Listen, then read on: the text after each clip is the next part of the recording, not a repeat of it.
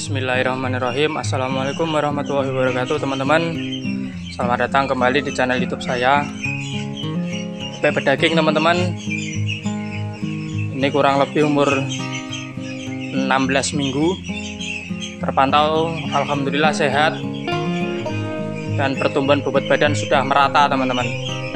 Karena kan kepadatan kandang memenuhi standar dan jumlah tempat pakan, tempat minum tercukupi, artinya tidak saling berebut tempat pakan, teman-teman. Bisa dilihat penyebaran di kandang merata, membuktikan bahwa ternak ini nyaman. Nah, salah satu indikator ternak nyaman yaitu nafsu makan mereka bertambah atau sangat bagus. Lalu pergerakan di dalam kandang tidak terlalu berdesakan. Tambah lagi, kalau sudah umur lebih dari 2 minggu, saya menggunakan ini, teman-teman. Saya menggunakan bambu yang dianyam untuk dijadikan sebagai tatakan mereka, sehingga nanti kotoran mereka langsung jatuh ke tanah, tidak langsung ke tanah. Kalau diberi tatakan bambu seperti ini, nanti keadaan kandang jauh lebih bisa kering, teman-teman. Nah, salah satunya saya untuk penebaran liter kandang, saya menggunakan sekam padi, teman-teman, untuk penaburan tanah. Terus sebagai alas kandang saya menggunakan sekam padi. Nah, kenapa saya tidak menggunakan serbuk gergaji kayu? Karena di sini sangat susah untuk mendapatkan serbuk gergaji, teman-teman. Apabila di daerah kalian mempunyai tempat pemotongan kayu atau pembuatan mebel, nah, serbuk gergaji bisa dimanfaatkan untuk digunakan sebagai alas kandang, teman-teman.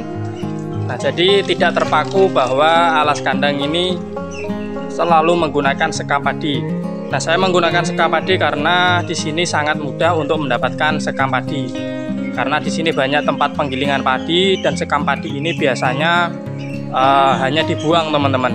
Nah, jadi bahwa kita sebagai peternak untuk mengambil sekam padi itu biasanya gratis, teman-teman. Beda lagi kalau kita menyuruh orang tersebut untuk memasukkan ke dalam karung dan nanti kita tinggal mengangkut, itu biasanya tinggal membayar antara 1.000 sampai 2.000 rupiah per karung sekam, teman-teman.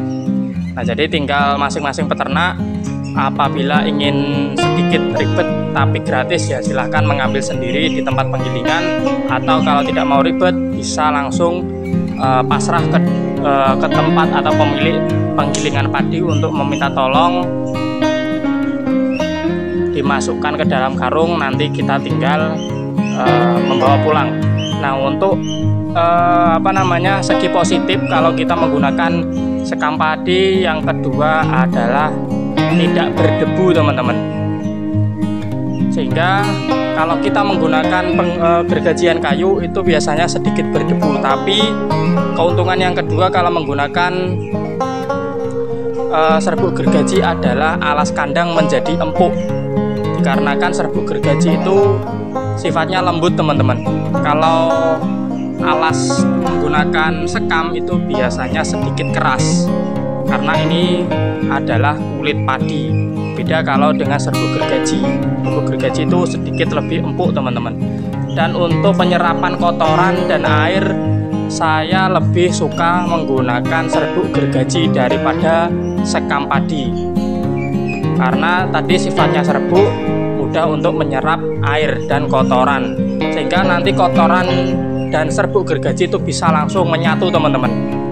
Kalau kita menggunakan sekam padi biasanya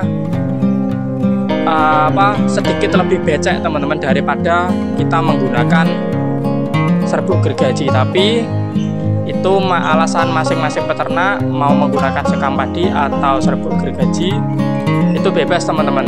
Ya, tadi tinggal di daerah teman-teman adanya itu sekam padi atau serbuk gergaji. Oke, teman-teman, mungkin sekian dulu review alas kandang yang saya gunakan.